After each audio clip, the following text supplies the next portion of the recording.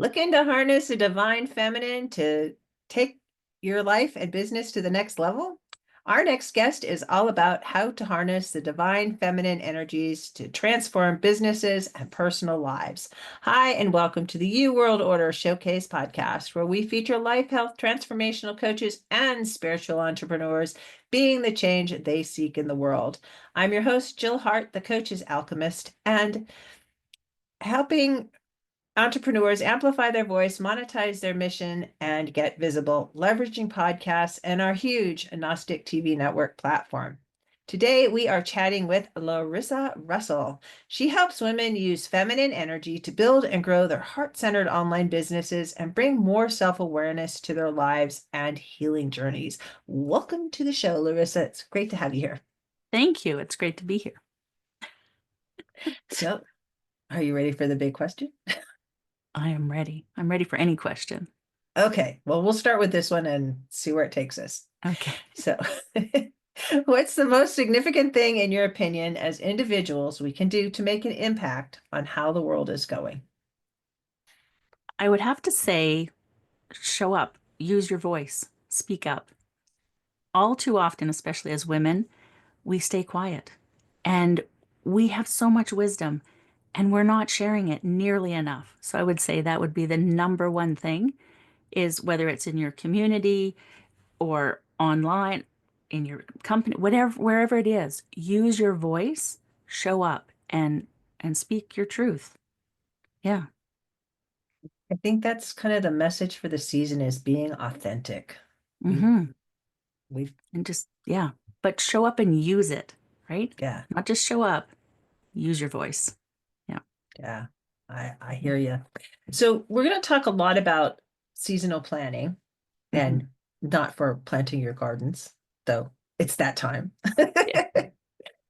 But that it kind of goes along with what we're going to be talking about in terms of energies and moons, and because human beings are not too dissimilar from plants in that we all run on cycles and energy cycles, and we have ebbs and flows and different ways energy works for us. Like nobody's all one thing or the other. That we have masculine and feminine energies. And Mm-hmm. do you want to talk about how we came to be in the situation we're in, where everything is like masculine energy dominated and the feminine energy is just like discounted and thrown to the side? That's a whole history lesson unto itself. Suffice it to say that it has been building for many, many years, hundreds of years, to the point where we have lost our voice, right? As women, we've lost our voice. We're not connected to our own energy, our own feminine energy. And seasonal planning is just a part of that. But like you said, the cycles, right? The cycles that we're on are not the same as the masculine cycles. And I'm not talking about men and women. I'm talking about energy. But for women, we have been so disconnected from our feminine energy. In fact, all of us have been. But the patriarchy really does, you know, benefit more so the masculine and so men. Is anybody really winning in patriarchy? Maybe that 1%, but that's about it, right? It's not working for anyone. But to get back to the feminine energy that has been squashed to the point where there's like a fear, there's a fear around feminine energy and all that it entails. And so bringing ourselves back to that. Now, I work specifically with women, but really everyone. We all need masculine and feminine energy. We need a balance. And it's not a 50-50 balance. In nature, it's actually more of a two-thirds feminine energy to one-third masculine energy. And so, as humans, should be fairly similar, right? Because we're part of nature, we're part of that cycle. It's interesting to me if you look back in history about when the feminist movement started, really in the 60s after the Civil Rights Act, and they were promoting feminism, which was just another disguise for masculine women embracing masculine energy. And that instead of looking to our own cycles, and women have very different cycles than men. It's our DNA. It's just how we're created. I'm sorry, I'm not trying to be gender exclusionary here, but each gender has its rhythms and cycles, and it's beyond just like a menstrual cycle. It's we go through puberty with childhood, and then puberty, and then we have our menstruation years, and then we have a lot of years after that where we're not menstruating anymore, and we're different human beings, but it's an evolutionary process, and our cycles still all the way through our lives run on a 28 to 30-day cycle, like the moon. Whereas men run on like a 24-hour cycle. Mm-hmm. That's just how their chemistry is set up. So when you're setting up working outside of the home, you're they're designed to work 8 or 9 hours a day and then get some rest, and they're good to go the next day. They don't have these ups and downs of energy, and their bodies doing different things and getting ready for different things they're natural. That's how our species was created. And so when we Mm-hmm. talk about the masculine and feminine energies, I think that there's a lot of a misconception about genders and then the energies that are associated with the gender labels. Mm-hmm. There absolutely is. And as women, we tend towards the more feminine energy, right? Like you said, we are very much matched to the moon. And so we do run on that 28-day cycle typically, or very close to, although it's been so skewed by trying to run on the 24-hour cycle that we've been forced into. And so we may not be as aligned as we ideally would be, but that is our cycle. Whereas you're absolutely right, the masculine is very much the 24-hour cycle. So that works very well for them. And so like you said, you get up and go to work every day and do the same thing every day and work 8, 10, 12 hours, not a problem. Whereas women have very different cycles because of the 28-day, from one day to the next, from 1 hour to the next. And so being able to be much more flexible is really important. That's why I think we should all be entrepreneurs. I could not agree with you more. And it allows you to take the time that you need to take, because sometimes during a month, women just need to regroup. And sometimes you need more sleep, sometimes you need less sleep, sometimes you are like full of energy and you could get everything done in 2 hours, and other times it's like wading through mud up to your chest. It's like what took you like 5 minutes yesterday is taking you forever today. And there's nothing wrong with you, it's just how we are. But we've been taught that there's something wrong with us because we Mhm. don't run on the same cycle. And so then that's so indoctrinated into us that there's something wrong with us. And there absolutely isn't. We're just being forced to work in cycles that don't work for us. And so when we can step out of that and start to realign ourselves with our own cycles, it makes all the difference. And we can switch up, and use our optimum energy where we need it. Yeah, absolutely. And so let's talk about the types of energy. What are some characteristics of masculine energy, and then what are some characteristics of feminine energy? Yes, absolutely. One of the main ones that we use, because, I do business coaching mostly, is masculine energy has wonderful structure, right? It's about structure and processes and taking action on things, healthy masculine energy, but taking action on things. Whereas the feminine is about creativity, it's about intuition, it's about self-care and rest. So there's many more, but those types of things are not put into our typical work life that we have in our society, right? And so when you can step out of that and start to look at, where are you using your creativity? Are you using it at all? Are you using your intuition? Intuition is so important, and we have been taught not to pay attention to it. We've been taught we don't know anything. We don't, we always refer to somebody else. Our parents know better, our spouse knows better, our teachers, our bosses, doctors, whoever it is, we don't know. And we absolutely do know it's inside of us, and we just need to tap into it. So those are just some very distinct, differences. But we're, again, our society is all about, produce, produce, produce, very masculine energy. That doesn't work for us. When we are in our maximum energy and we're in that flow, using creativity, taking care of ourselves, watching our energy, then we can actually produce a lot more and fit into the world that we need to without burning ourselves out. But we have to relearn our cycles. Yeah. And respect them. Hmm. And it's masculine, it's men and women that both experience this. We just expect that guys are going to be like masculine energy, they're going to be go go go. A lot of guys that they need permission to just, hey, chill. It's okay Yeah. to explore the creative side of who you are, and to that'll actually make your production more effective, if you will. And you Hmm. were talking about like 2/3 of our energy should be in the feminine, and it's not just for women. This is like For everyone. across the species. Hmm. Yeah, absolutely. Because that's the balance of nature.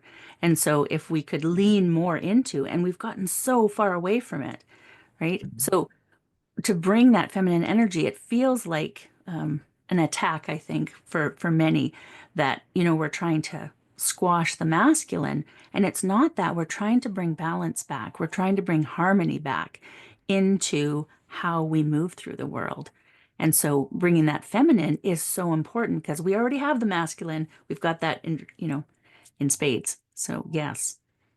Yeah. And I think we sometimes get into the gender wars over energies, and instead of like understanding that we're talking about two different things.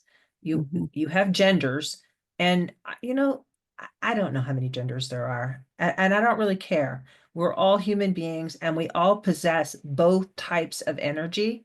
So when we talk about feminine energy, it's to both men and women, or whatever combination of that you are.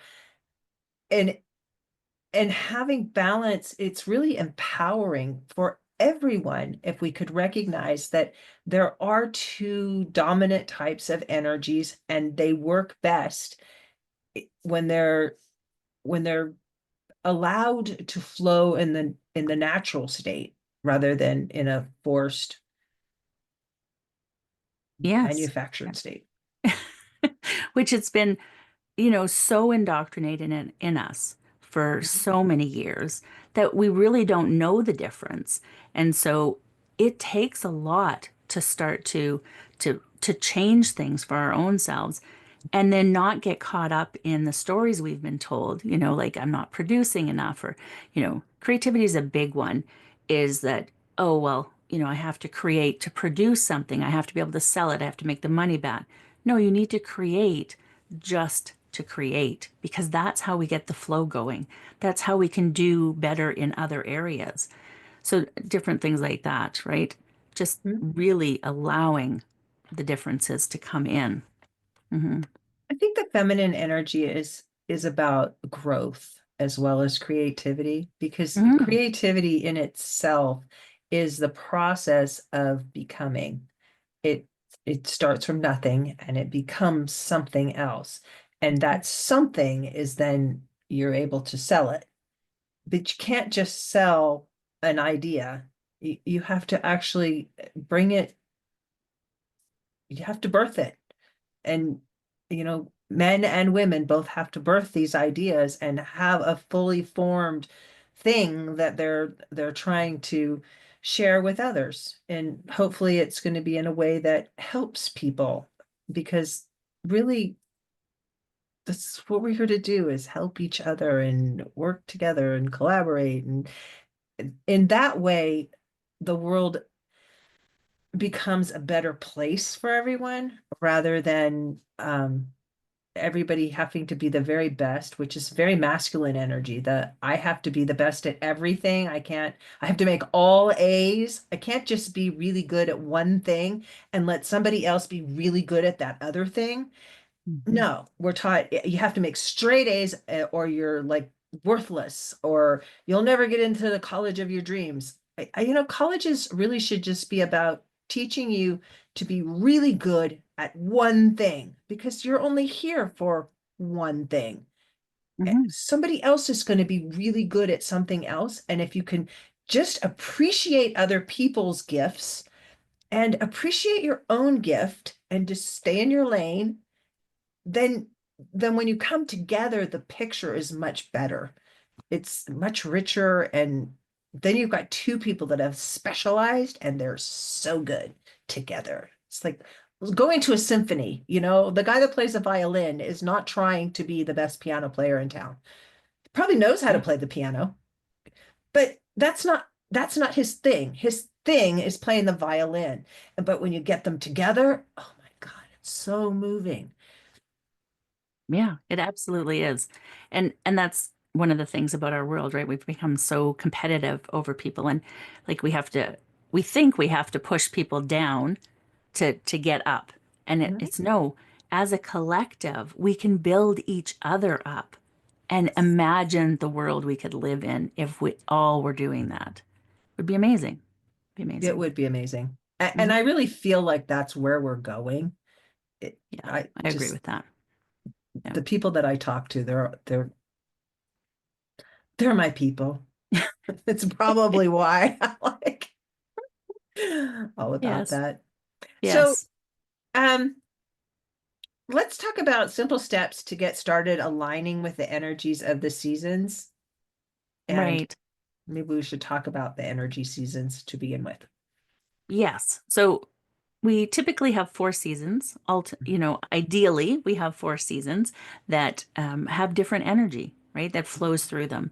And, spring is for starting things, it's for getting things going. Summer is for action, like really taking action and doing, that busy work. Fall, we're starting to wind down, we're starting to wrap things up. And then winter is our rest time. We should be resting in winter. And our society is very much ramping up when it comes to winter, right? We have all of those busy holidays and the big sales and all the things, and it's such a busy time.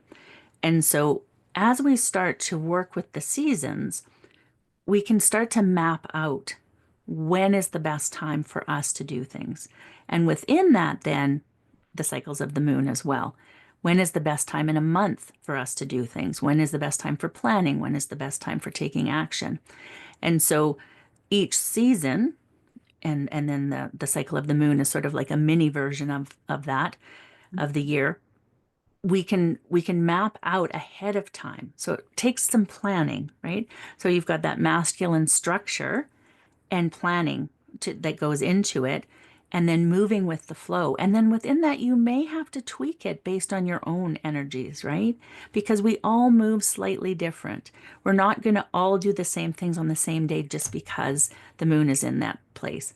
Typically, that's the energy, but then you also have to pay attention to your own self. And we often don't pay any attention to ourselves and how we're feeling and how we're moving and we start tracking those things to be able to see what is best for us and whether if you still have a cycle, if you're still getting your period, some of us are in menopause already.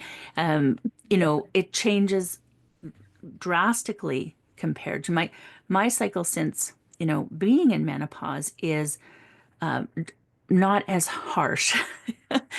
Before, there was certain days I absolutely couldn't do things. There was certain days that, and that was based on my cycle. As I've gone into menopause, it's mellowed a little bit and there's not quite the big up and downs. And so you need to track what's happening with your own self. You need to know, how you're feeling, what's your energy like? Is there certain times of the month that are better for you to do certain things? And the moon cycle and the seasonal cycles can help with that. And then you can find what's best for you in that. And it takes a little bit of changing of the way we look at things, right? Because we're so used to the calendar and the year. And so, like, our quarters are seasonal. So we're off by about, 3 weeks or so. We do our year planning in February, not in January or December. We do it towards the end of February. So those sort of things, looking at what is the best energy for you and just starting to feel. We don't do enough feeling. We need to feel into. Yeah. I love that. Probably because my birthday is the end of February, and so March is a natural time for me to actually implement things that I've been thinking about in December, January, and February. And then we start the process. Hmm. And then in the summer things ramp up, and then the fall there's the harvest, and then winter comes. And Yeah. at this point in my life, things are less hectic around the holidays because I've just decided they don't have to be everything to everybody. They can just be what they are. Used to feel like it was important that I use china for for the holiday dinners. Now we eat on paper plates at my son's house. Yeah. It's I am great. with you. Yes. More We do time for the the same thing. grandkids. Yeah. We get together and cook together now, my daughter and I, and we make it super simple. Instead, we do that for all the holidays.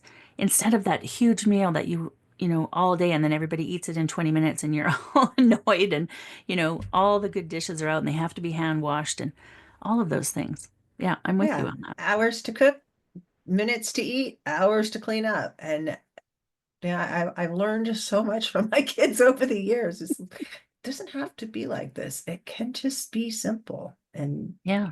Yeah. simple is good. And Simple is. I think from what you're saying that just tracking your own personal cycles, whether you're a man or a woman, it is important, but it doesn't have to be cumbersome. And we're not saying like journal 20 pages about how you're feeling every single day, because that's not going to work. But you can just take your phone and keep a note. Hmm. Even if you did it on a calendar, today I felt like this, and this was my predominant emotion all day. Two little things. But as you look back on your calendar, it'll help you in terms of planning ahead. And it might take a year. It might take a Hmm. whole year for you to really get enough data to say, okay, this is how I should work my cycle. Hmm. So how do you do your coaching? Is it group coaching? Is it one-on-one? How does all of that look in terms of how to implement what we've been talking about today? I do both group and one-on-one. We have a mastermind of business women that Mhm. are all on this now seasonal planning cycle. And so we all come together at certain times, the new moon, the seasonal changes, the mid-season, to look at where we're at, move, and how to move forward. And there's a lot of discussion around, you know, doing things differently because you have to step out of what we've been taught for so long. And sometimes it can be a little bit, the structure doesn't seem quite like it's there, but it is. But usually after about 3 to 6 months of working with the cycles, it really does, most of the women, because I work with women, say that it's a lot easier to go with the energy. It takes a little bit sort of to get used to. And because our brains are not wired for change, they don't like change. They want everything to stay the same because they want to keep you safe. And anything different means that you're not safe, according to our brains. And so it does take a little bit of work to change things up. But once you do, what a difference. What a difference, right?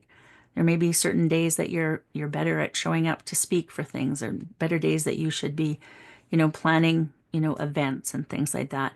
And so really starting to lean into that for your own self. And yes, for men and women, but especially women because our cycle is so different. Yeah. Yeah. Men, it's easier for men to fake it, Hmm. but women, it always shows up. If you don't, Depression, anxiety, and number burnout. one on the list of what knocks us out. Yeah.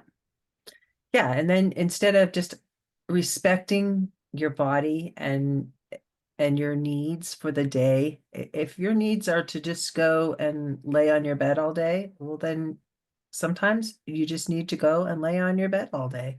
Yeah. Does it make you a bad person? It doesn't make you anything. It just means that today that's that day where you lay on your bed. And Yeah. you And need it to gives you allow your, capacity for other days. Hmm. yeah, Yeah. other days, and you don't need to say, well, okay, well, today's Saturday, I have to, or today's Sunday, I can't. Maybe it's Mondays when you just can't. Maybe it's Mondays one week and Thursdays the next week. Yeah. Hence why I think we should all be entrepreneurs. Yeah. But even as entrepreneurs, you can get caught in that trap of That's true. I've Yes. got to be I've got to be busy all the time. I've got to be working, working, working, or I'm I'm not doing enough and I could be further along, or all of the things that we're taught to Oh, believe yes. about what it is to make money, that it has to be hard and you have to always be putting out. And I know lots of entrepreneurs, myself included, that burnout is a real thing It because is we're absolutely. Hmm. we're very driven people, and we do live in the masculine energy a lot. I recognize that about myself, and I have to give myself permission to shut my computer off and just and turn my phone off and just have a day. Hmm. I often, with the women I work with, when they're doing the 12 to 16-hour days, Mhm. I challenge them to do a week of half of whatever it is, just go half of those hours. Mhm. And they all freak out, right? But when they do it, they get more done. They Mhm. get more done working half as much time. So we think we have to do that, but we're actually not as effective when we do it. It's been so indoctrinated in us that we have to produce, produce, produce, and go, go, go. And it doesn't work for us. And so we Law think of we're being diminishing productive. returns, Yeah, and we're not. Yeah. Yeah. for sure. And just having good boundaries for yourself. I'm not talking about other people. It's like sometimes we just need to set our own boundaries. Like I have a hard boundary. I like to walk every morning. So I have to put it in my calendar so people don't schedule stuff in that time. So if I'm sorry, I've got an appointment then. It's with me. Yes. And I don't like to work after certain hours at night. It's just like Hmm. I'm not sorry. I have appointments. They're with I have, me. yes, I have scheduled my day around what works for me. I'm an Mhm. early riser. I don't recommend it for most people, but I'm an early I riser. do. So my first class is at 6 a.m. my time, but I'm done by 3 o'clock at the latest. And usually it's just like some admin stuff in the afternoon. I don't have anything left then. So Mhm. I've worked on that to see, and typically I'm done way earlier. Hmm. I'm the same way. By 4 at the very latest, I have to be doing something else. I can't be.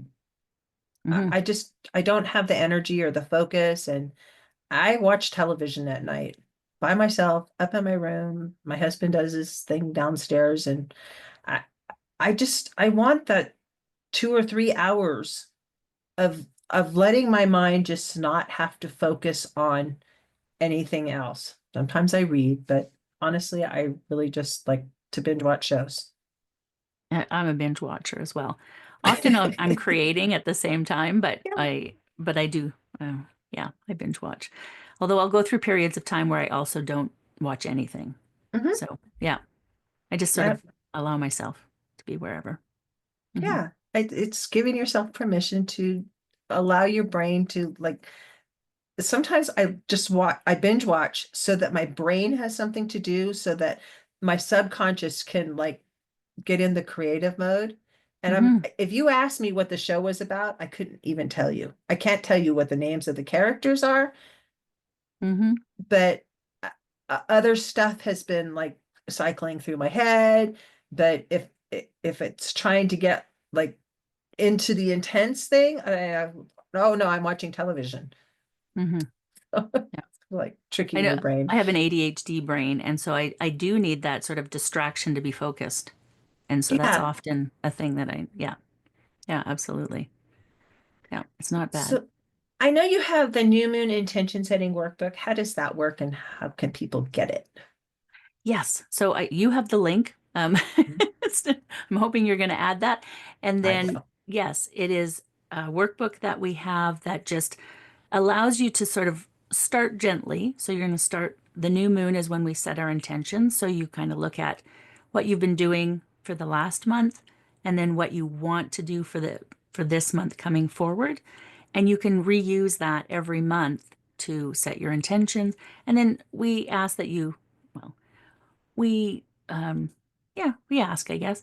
On the full moon is a good time to do a check-in and just see, is everything still aligned? You know, should I keep going in the direction I'm going? Have I gotten off track? So just do a little check-in and then keep going, and then you can use that every month to set your intentions. And that's a really good place to start. And then you can move into the seasonal as well. Yeah, I once manifested $50,000 new moon to new moon. I love that. I love that. And new moons are a great time to set an intention, but also to set an intention to manifest something. Hmm. And I thought that I was had built this workshop and I was going to do the workshop and it was going to end on the certain day. And I was just certain that it was just going to like, I knew how it was all going to work out. And then a week before the new moon, my father-in-law got really sick.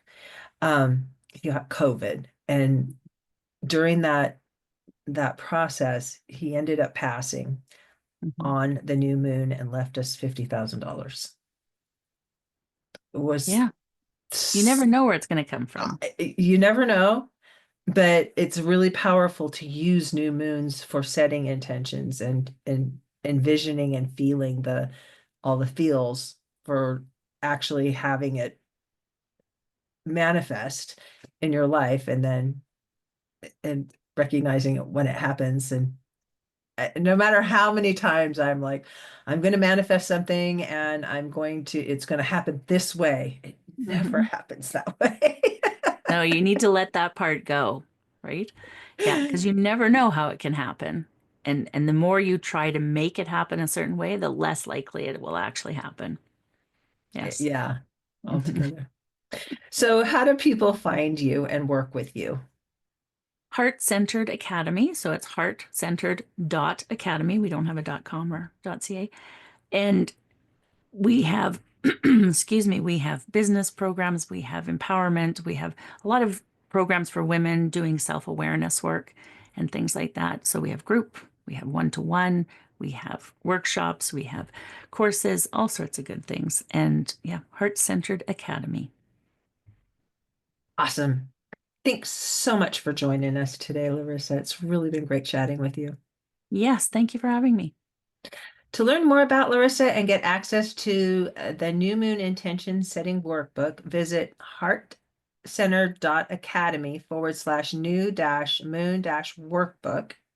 And I will put those links in the show notes so that you don't have to write them down right now, especially if you're driving. Thank you for tuning in with us today. If you have a podcast or are interested in starting one to get your message in front of our huge and active audience, be sure to reach out to us at jill@gnostictv.com. We love to help spiritual entrepreneurs and coaches amplify their voice and monetize their mission and offer a variety of ways to do this on the Gnostic TV Network platform. Join us for our next episode as we share what others are doing to raise the global frequency. And remember, change begins with you. All the power to change the world. Start today and get visible.